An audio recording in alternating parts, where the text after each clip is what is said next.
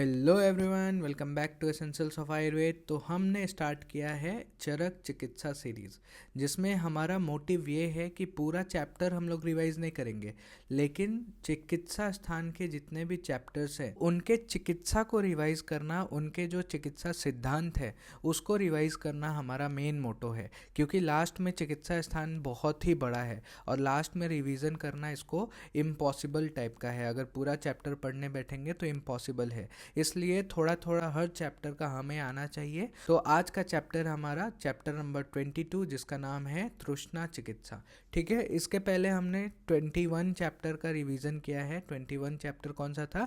विसर्प चिकित्सा। तो वीडियो को ज़्यादा से ज़्यादा लाइक करें, अपने दोस्तों में शेयर करें ज़्यादा से ज़्यादा, और चैनल को सब्सक्राइब करके रख लें। ठीक है, तो चलिए स्टार्ट करते हैं चैप्टर को। तो तृष्णा जो है वो तश धातु से तृष्णा शब्द बना है, जिसका अर्थ होता है आकांक्षा। तो तृष्णा का अर्थ क्या होता है? आकांक्षा, किसी चीज़ की इच्छा। ठीक है, अभी शरीर में बहुत सारे कारण होते हैं, विभिन्न कारण होते हैं, जिससे जब जलीय अंश की कमी होती है तो बार बार हमें जल पीने की इच्छा होती है। तो हम जानते हैं कि फिजियोलॉजिकल वहाँ पे थर्स्ट सेंटर होता है, जो कि हाइपोथैलेमस में होता है, और जब भी बॉडी में पानी की कमी होती है तो प्यास लगती है। लेकिन जब ये प्यास पैथोलॉजिकल हो जाए, मतलब पानी पीने के बाद भी ये जो जल की इच्छा है जब शांत नहीं होती है, तो ये रोग हो जाता है, और इसी रोग को हम लोग क्या कहते हैं? तृष्णा रोग कहते हैं। ठीक है, चरक ने इसके 5 भेद बताए। कौन कौन से भेद हैं? वातज, पित्तज, कफज, ऐसा भेद नहीं है। तो ये थोड़ा सा दिमाग में ध्यान में रखना, क्योंकि मोस्ट ऑफ द डिजीज़ में वहाँ पे वातज, पित्तज, कफज, सन्निपातज ऐसे भेद आते हैं, लेकिन तृष्णा में ऐसा नहीं है। पहला भेद कौन सा है? तो पहला है हमारे पास वातज, दूसरा है पित्तज, लेकिन तीसरा आमज है, चौथा रस क्षयज है, और पांचवा है उपसर्गज। ठीक है, तो 5 भेद यहाँ पे आचार्य ने बताए हैं: वातज, पित्तज, आमज, रस क्षयज और उपसर्गज। ठीक है, उसके बाद 2 और तृष्णा का यहाँ पे इन्होंने डिस्कशन किया है, लेकिन इसको टाइप में नहीं गिना है। इन दोनों तृष्णा को, अन्नजा तृष्णा और मध्यजा तृष्णा, इन दोनों को इन्होंने वातज, पित्तज, आमज, रस क्षयज और उपसर्गज में ही शामिल कर लिया है। तो यहाँ पे इन्होंने लिखा है कि इसका पृथक वहाँ पे परिगणन नहीं किया गया है, क्योंकि इससे भी वायु और अग्नि का मुख्य कारण माना गया है अन्नजा तृष्णा को डेवलप करने में, इसीलिए इसको दोषज में ही गणना कर ली गई है। और मध्यजा तृष्णा क्या होता है? तो जब व्यक्ति जो है वो निरंतर मद्य का सेवन करता है, तो उनके शरीर में जो सेवित मद्य है, मद्य के गुण क्या क्या होते हैं? 10 गुण बताए, ओज के विपरीत होते हैं गुण। तो उसमें क्या क्या आता है? तीक्ष्ण आता है, उष्ण आता है और रुक्ष गुण आता है। तो इन गुणों के कारण क्या होता है? शरीर का जो पित्त होता है और वायु होता है, उसको ये प्रकुपित कर देता है, और शारीरिक जल धातु को भी सुखा देता है अपने रुक्ष गुण से। और जब जलीय अंश को सुखा देता है तो वहाँ पे तृष्णा डेवलप होती है, तो उसी को हम लोग कहते हैं मध्यजा तृष्णा। ठीक है, तो ये हमने थोड़ा सा ब्रीफ देख लिया चैप्टर का। अब हम लोग करते हैं चिकित्सा, जो कि हमारा मेन मोटो है इस सीरीज़ को स्टार्ट करने का। तो चिकित्सा में सबसे पहले आचार्य ने बोला है कि इंद्र जल का प्रयोग करना है। ठीक है, वर्षा के जल का प्रयोग करना है। जब ये इंद्र जल उपस्थित नहीं है, अभाव है इंद्र जल का, तब हमें कषाय अनुरस वाले, तनु, लघु, शीतल और उत्तम रस गंध वाले जल का प्रयोग करना है। ठीक है, सेकेंड आचार्य बोलते हैं कि तृण पंचमूल के द्रव्यों का सडंग पानीय की विधि से पाक करके उस जल का वहाँ पे प्रयोग करना है, पान के लिए, पानार्थ के लिए वहाँ पे प्रयोग करना है। तो पहले उन्होंने जल का प्रयोग बताया है तृष्णा में, एक इंद्र जल, अगर इंद्र जल नहीं है तो कषाय अनुरस वाला जल, और वो भी नहीं है तो हम लोग तृण पंचमूल के द्रव्यों वाले जल का प्रयोग कर सकते हैं, जो कि षडंग पानीय विधि से बनाया जाता है। ठीक है, अब हम लोग चलते हैं, जो हमने टाइप्स पढ़े हैं तो उसकी चिकित्सा कैसे करें।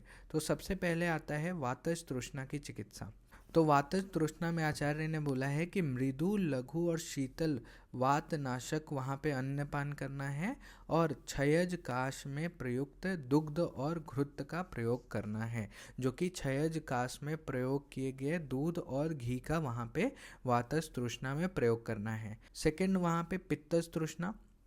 पित्तज तृष्णा की चिकित्सा कैसे करनी है, तो पित्तज तृष्णा में जीवनीय गण साधित दूध और घी का प्रयोग करना है, और दूसरा मृतिका संस्कृत जल का प्रयोग करना है। बेसिकली एक मिट्टी का गोला लेना है, पानी में डालना है, उसको थोड़ा उबालना है और फिर उसको फिल्टर करके उसी को पीना है शीत करके, और उसमें थोड़ा सा लाल शाली धान का चावल डाल लो, पिंड, खजूर, फालसा, मिट्टी का ढेला वगैरह, ये सब से संस्कृत करके जो जल बनता है उसको क्या कहते हैं, मृत भ्रुष्ट लोष्ट जल। ठीक है, मृत भ्रुष्ट लोष्ट जल, ये अष्टांग हृदय में ये शब्द आया हुआ है। ठीक है, और उसके बाद हम लोग क्या कर सकते हैं, गुड़ुचि स्वरस मधु और शर्करा मिला के दे सकते हैं, या फिर छीरी वृक्ष शीत विधे औषध का वहाँ पे कषाय में चीनी मिला करके दे सकते हैं। ठीक है, नेक्स्ट हम लोग देखते हैं आमज तृष्णा। एक बार लास्ट में वापस से रिवाइज कर लेंगे सबको। तो आमज तृष्णा में अभी आम है तो आम को वहाँ पे हमें क्या करना है, पाचन करना है। तो वैसे ही द्रव्य देंगे, जैसे त्रिकटु हो गया, वचा हो गया, भिलावा हो गया, और तिक्त द्रव्य से सिद्ध कषाय का वहाँ पे प्रयोग करेंगे।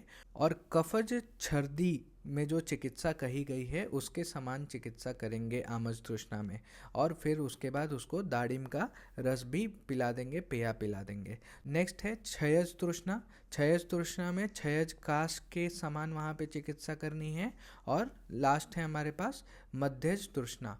मध्यज तृष्णा में कैसे चिकित्सा करनी है, तो मदिरा ही पिलाना है। मध्यज तृष्णा में मदिरा पान कराना है, उसमें आधा भाग जल मिलाना है, खट्टे अनार का रस मिलाना है, सेंधा नमक मिलाना है, और उसमें थोड़ा सुगंधित द्रव्य मिला करके उसको पीने के लिए देना है, जिसमें मध्यज तृष्णा डेवलप हुआ है। ठीक है, ये पिलाने के बाद वहाँ पे हम लोग क्या करेंगे, फिर उसके बाद मधु अम्बू या फिर गुड़ अम्बू का भी पान करा सकते हैं मध्यज तृष्णा में।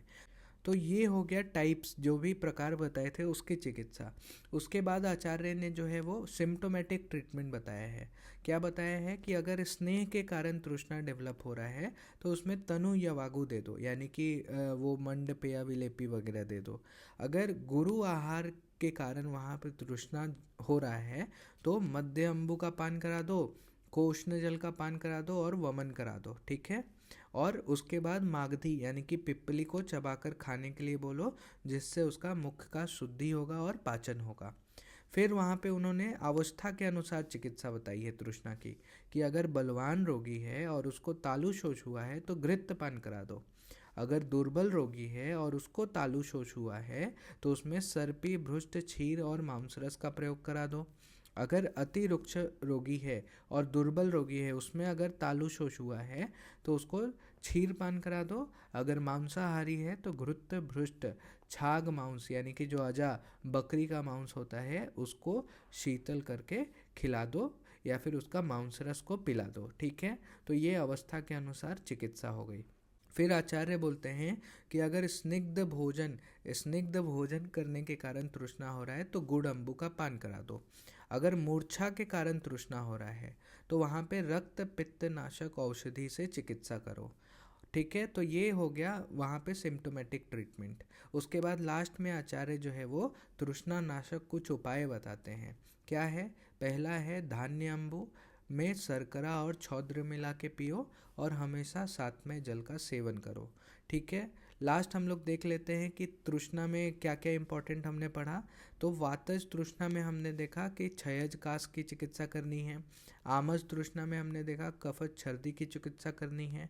क्षयज तृष्णा में हमने देखा छत छीन या फिर शोष की चिकित्सा करनी है। और मूर्छा अगर है तो वहाँ पे रक्त पित्त नाशक चिकित्सा करनी है, रक्त पित्त नाशक औषधि से चिकित्सा करनी है।